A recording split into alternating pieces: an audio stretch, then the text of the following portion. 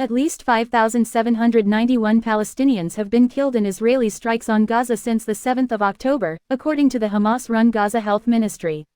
It said the number included 2,360 children, and it said 704 Palestinians had been killed in the previous 24 hours.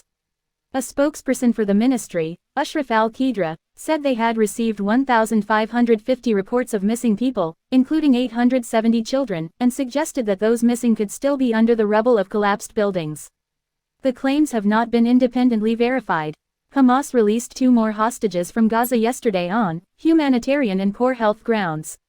Nurit Cooper, also known as Nurit Yitzhak, 79, and Yocheved Lifshitz, 85, were kidnapped along with their husbands from the Nir Oz kibbutz near the Gaza border on the 7th of October.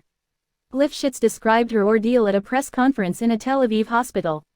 The 85-year-old told reporters she had been through hell after being captured by Hamas fighters on motorbikes and beaten with sticks and forced to walk.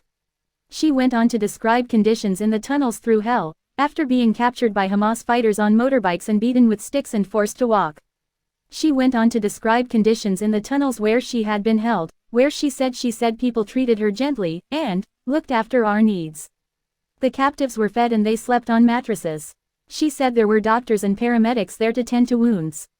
She was critical of Israel's military for not taking the threat of Hamas seriously enough before the attack. On Monday, Israel said it had established that there were 222 hostages being held in Gaza by Hamas.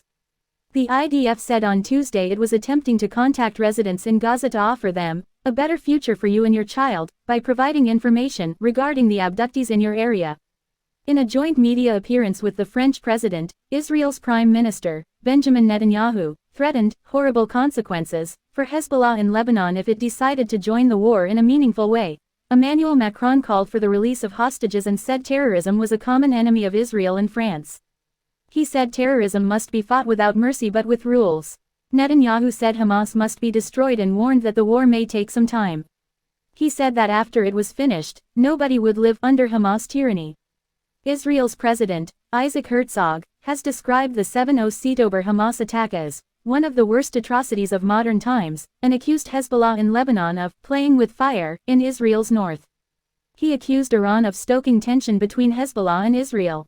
About 1.4 million of Gaza's 2.3 million strong population is now displaced, the UN's humanitarian agency OCHA has said in its latest update, and the shortage of clean drinking water